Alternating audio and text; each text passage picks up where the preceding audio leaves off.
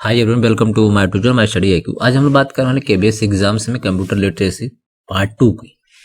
तो इस पार्ट 2 में हम लोग कुछ और इंपॉर्टेंट क्वेश्चन और आंसर डिस्कस करेंगे। तो लेट्स स्टार्ट। क्वेश्चन फर्स्ट हम देखते हैं कि which of the following is are characteristics of computers. यानी पूछ रहा है कि इसमें से जो है कौन जो है कंप्यूटर्स की कैरेक्टरिस्टिक्स है। ठीक है, तो बात करते हैं क्या डिलीजेंस, वर्सेटिलिटी, रिलायबिलिटीज एंड डी है ऑल ऑफ द एबव। तो आंसर यहाँ पे सही होगा ऑल ऑफ द एबव, यानी ये हमारा बिल्कुल सही है। अब कैरेक्टरिस्टिक्स का मतलब कंप्यूटर की विशेषता क्या क्या है इसके बारे में डिस्कस करना है। तो यहाँ पे देखिए कुछ कैरेक्टरिस्टिक्स है कंप्यूटर्स की, जैसे स्पीड हो गई, एक्यूरेसी है, डिलीजेंस है, वर्सेटिलिटी है, पावर ऑफ रिमेम्बरिंग है, नो IQ है एंड नो फीलिंग है, स्टोरेज है। तो all this are the characteristics of computers. Next question की बात करते हैं। The faculty input lead to faculty result are known as.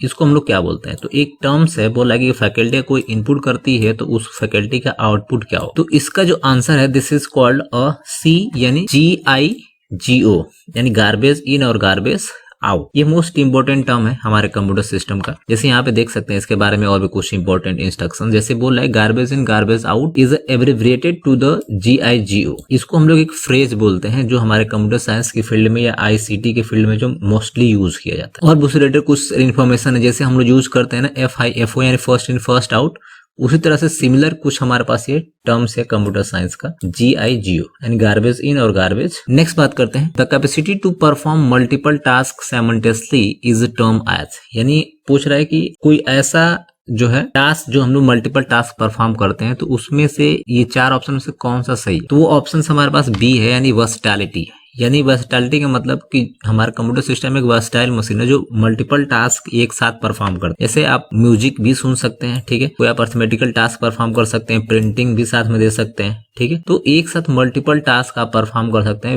With help of versatility. तो this is also a characteristics of computer system. Question number next है, first generation computer used dash for circuitries and dash memories. यानी पूछ रहा है कि कौन C circuit इस्तेमाल करता था फर्स्ट जनरेशन कंप्यूटर और उसकी मेमोरी क्या थी। तो आंसर नंबर हमारे पास यहाँ पे हो जाएगा सी, यानी वैक्यूम ट्यूब यूज होता था फर्स्ट जनरेशन में, और मेमोरी के लिए हम लोग यूज करते थे मैग्नेटिक ड्रम। तो ये ऑप्शन यहाँ पे जो है बिल्कुल करेक्ट है। और भी इससे रिलेटेड इंपॉर्टेंट क्वेश्चन आप देख सकते हैं कि फर्स्ट जनरेशन कंप्यूटर का टाइम पीरियड ये है, उसके बाद इसमें हम लोग कौन सा सर्किट इस्तेमाल करते थे, वैक्यूम ट्यूब था, मेमोरी कैपेसिटी इतनी होती 20 KB के आसपास थी, प्रोसेसिंग स्पीड 100 IPS इंस्ट्रक्शन पर सेकेंड थी, प्रोग्रामिंग लैंग्वेज हम लोग यूज करते थे असेंबली लैंग्वेज, और इंपोर्टेंट कंप्यूटर्स या उस जनरेशन के जो कंप्यूटर्स थे वो हुए थे यूनिवैक थे, यूनिवर्सल ऑटोमेटिक कंप्यूटर्स, और EDVAC electronic discrete variables automatic computers. तो ये अलग अलग जो है कुछ इंपोर्टेंट कंप्यूटर थे।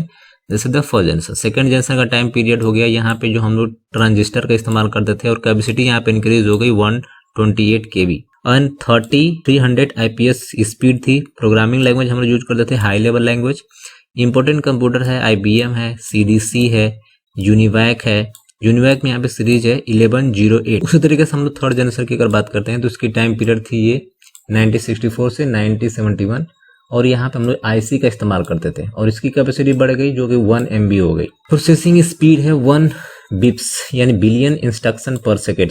मिप्स है यानी मिलियन इंस्ट्रक्शन पर सेकेंड है। प्रोग्रामिंग लैंग्वेज हम लोग यूज करते हैं C लैंग्वेज एंड C++। इसके कुछ कंप्यूटर्स हैं इस जनरेशन के, IBM 360 series and 1900 series. Fourth generation की हम बात करते हैं तो इसमें टाइम पीरियड था 1971 टू प्रेजेंट, और यहाँ पे यूज होता था VLSI का मतलब होता है माइक्रो प्रोसेसर में वेरी लार्ज स्केल इंटीग्रेशंस होते थे, और मेमोरी कैपेसिटी हुआ करता semi conductors and high capacity. Processing speed faster than third generation computers. Programming language हम लोग यूज करते थे C++, जावा, और हम लोग यहाँ पे कुछ कंप्यूटर की series Pentium series, multimedia and simulations. उसके बाद फिफ्थ जनरेशन हमारे पास यहाँ पे time period present to beyond, और इसकी होती थी सर्किट्स VLSI यानी very large scale integrations. Memory capacity होती थी VLSI and ULSI। Processing very fast. Programming language all the high level language support करता था इस जनरेशन में, and artificial intelligence and robotics. ये कुछ एग्जाम्पल है हमारे फिफ्थ जनरेशन के। तो यहाँ से आपसे मैक्सिमम क्वेश्चन पूछा जा सकता है। नेक्स्ट क्वेश्चन है फ्लॉप्स स्टैंड्स फॉर। ये मोस्ट इंपॉर्टेंट क्वेश्चन है कि फ्लॉप्स क्या है और इस फ्लॉप्स का फुल फॉर्म क्या होता है। तो इसका फुल फॉर्म होता है फ्लोटिंग पॉइंट ऑपरेशंस पर सेकेंड। तो this is the correct answer. इसके बारे में कुछ इंपॉर्टेंट नोट्स देख लेते हैं। क्या है कि फ्लॉप्स क्या होता है, फ्लोटिंग पॉइंट ऑपरेशन पर सेकेंड होता है। और ये क्या होता है कि सुपर कंप्यूटर की स्पीड को इसमें मेजर किया जाता है। जो हमारे पास सुपर कंप्यूटर है उसकी स्पीड को मेजर करते हैं किसके अंदर, फ्लॉप्स के अंदर। और भी इसके कुछ यूनिट्स हैं, जैसे K flops, M flops, G flops and T flops and P flops and E flops. ये कुछ अलग अलग यूनिट्स हैं। तो इसका भी आप समझ सकते हैं। यहाँ पे के है, एफ का मतलब फ्लोटिंग है, ये के से के भी हो जाएगा, एम से मिलियन हो जाएगा, जी से गीगा हो जाएगा, ये टेरा हो जाएगा। इस तरह से सबका हो जाएगा। नेक्स्ट की बात करते हैं। EDSAC स्टैंड्स फॉर, यानी इसका फुल फॉर्म क्या है, ये भी मोस्ट इंपॉर्टेंट क्वेश्चन है। तो इसका फुल फॉर्म है हमारा क्वेश्चन नंबर ए, यानी कि electronic delay storage automatic computers. तो ये इसका फुल फॉर्म है। नेक्स्ट कुछ इंपॉर्टेंट फुल फॉर्म है, उसी से रिलेटेड है। EDVAC यानी electronic discrete variables automatic computers. Next है ENIAC, electronic numericals integrators and computers.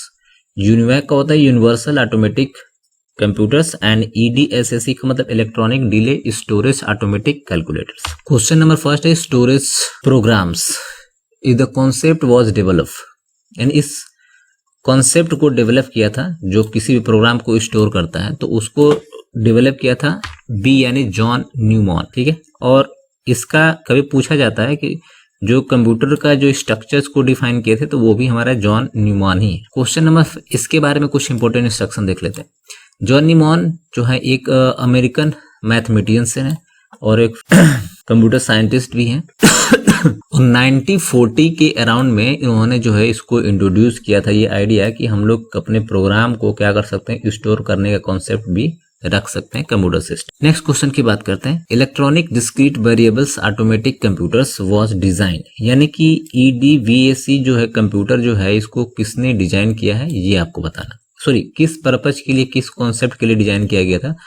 Concept और प्रोग्राम स्टोर, यानी प्रोग्राम स्टोर करने के लिए we have to use EDVAC। Next हम लोग बात करते हैं कि IC मेड ऑफ, IC को जो है किससे बनाया गया, तो IC को जो है ट्रांजिस्टर से बनाया गया, यानी कि ऑप्शन नंबर हमारे पास ये C जो है बिल्कुल करेक्ट है। क्वेश्चन नंबर नेक्स्ट है कि third generation computers were based on, किस पे बेस्ड था, तो वो हमारा IC पे बेस्ड है, इंटीग्रेटेड सर्किट पे। नेक्स्ट क्वेश्चन की बात करते हैं। यहाँ पे हमारा क्वेश्चंस फिनिश हो गया। यहाँ पे हमारे कुछ चैनल्स के लिंक है, यहाँ पे आप लिंक पे क्लिक करने के बाद यहाँ से हमारे चैनल को सब्सक्राइब कर सकते हैं, यहाँ पे ग्रुप ज्वाइन कर सकते हैं and this is the Telegram link जहाँ पे वीडियो एंड PDF फाइल आपको फ्री मिल जाएगी। Thanks, have a nice day. Video पसंद तो लाइक सब्सक्राइब शेयर करना बिल्कुल मत भूलिए।